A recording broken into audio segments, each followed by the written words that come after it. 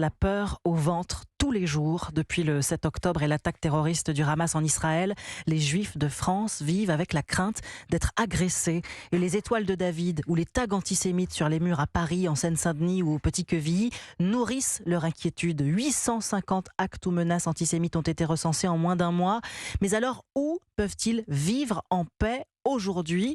Eh bien, leur terre promise, ce peut être la Corse, où la communauté hébraïque a toujours été accueillie et où il n'y a aucun problème depuis le 7 octobre, Geoffrey Branger. Oui, aucun acte antisémite, contrairement à ce qu'il se passe sur le continent. Un sentiment de sécurité pour la communauté juive se dégage de l'île de Beauté.